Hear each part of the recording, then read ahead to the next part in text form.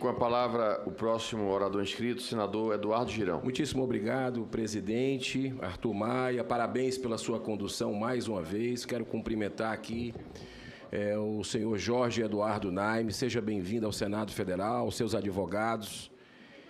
E eu quero começar com uma frase que é de Martin Luther King, um grande humanista, pacifista da humanidade, que ele diz o seguinte: uma injustiça em algum lugar é uma ameaça à justiça em todo lugar. É isso que a gente está vendo no Brasil.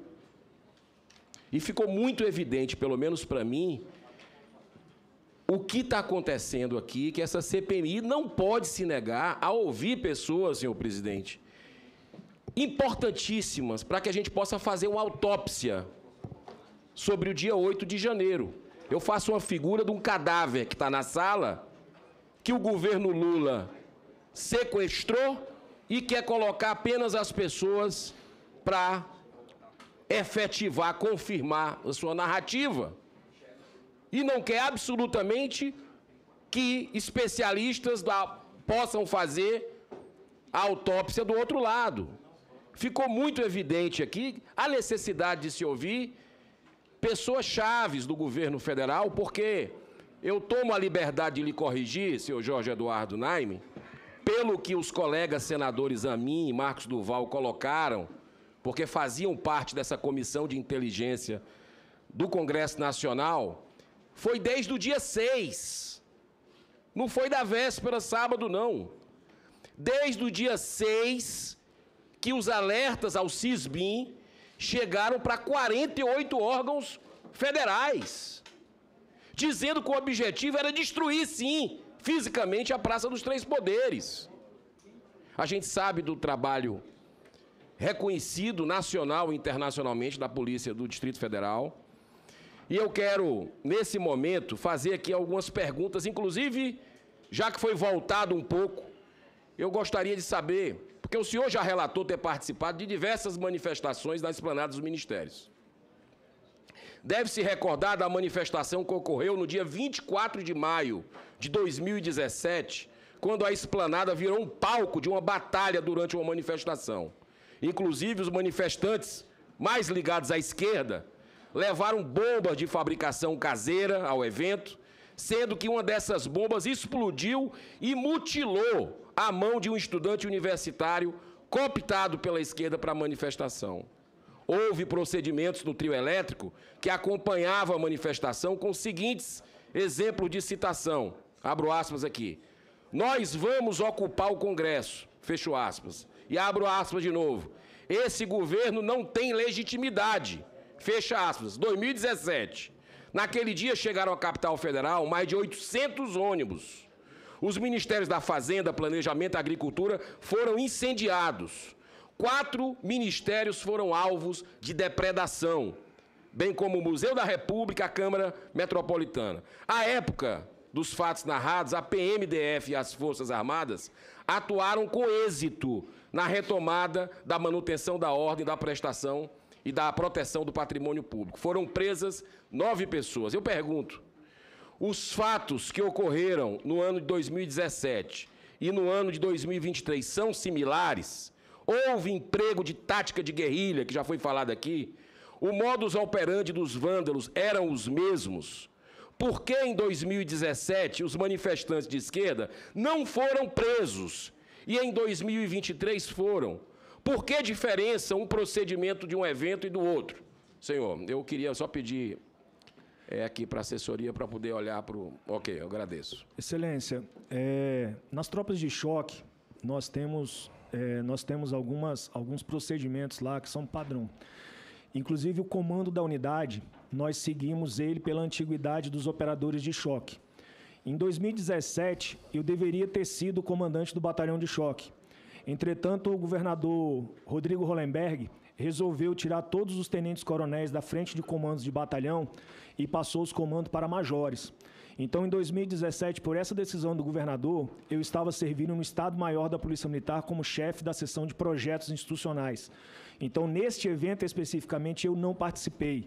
Eu só tive conhecimento dele através da mídia e da imprensa, né? E foi realmente pelo que eu tive conhecimento através da mídia e da imprensa, realmente foi fatos da forma que o senhor está narrando. Perfeito. Então vamos para o dia 8, que é o dia que a gente está analisando especificamente aqui.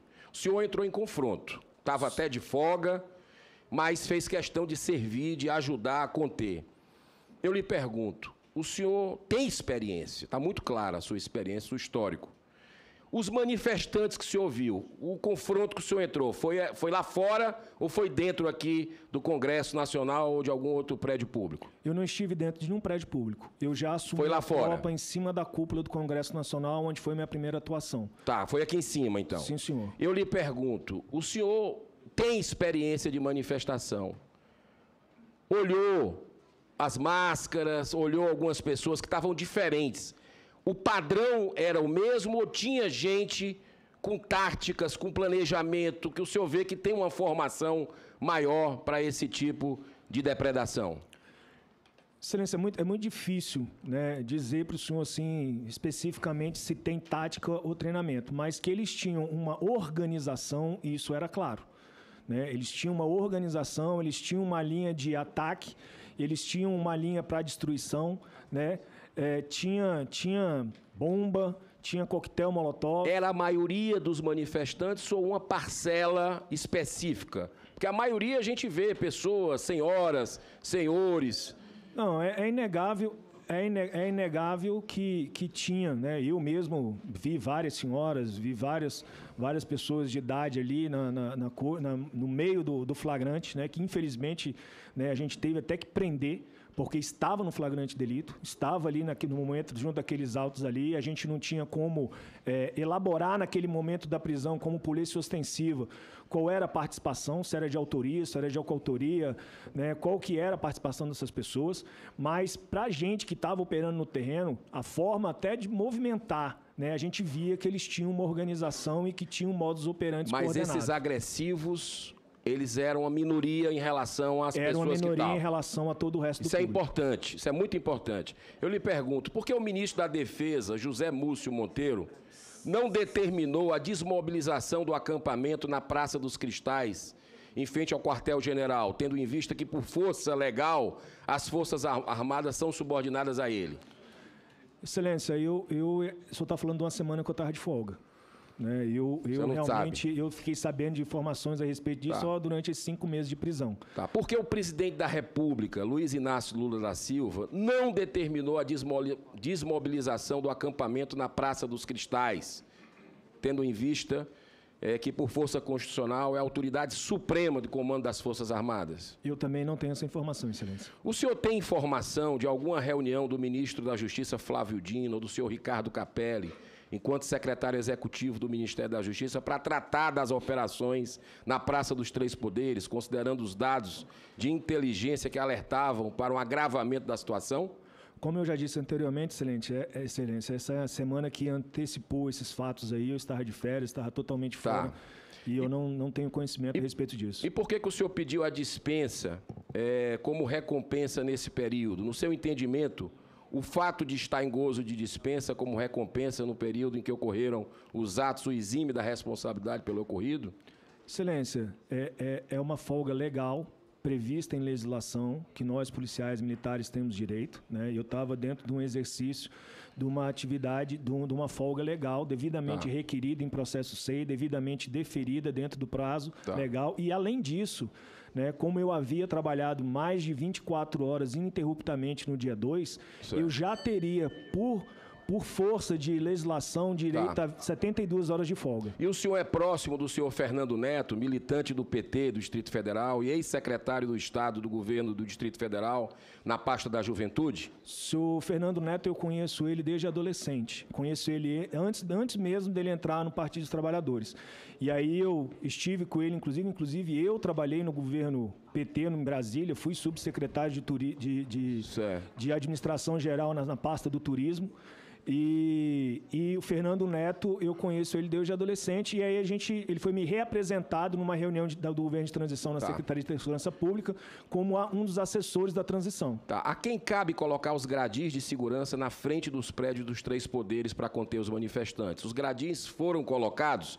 E a última pergunta, nos 10 segundos que eu tenho: O senhor acha que aquelas pessoas que estavam ali, a maioria, como o senhor disse, de idosos, senhoras, senhores, tinham condição de dar um golpe de Estado? Excelência. Conforme foi com o último orador inscrito, a mesma regra vale para o senador Girão. Peço desculpas, mas é a regra que estamos estabelecendo para todos. Próximo orador inscrito, o deputado Duarte, que não está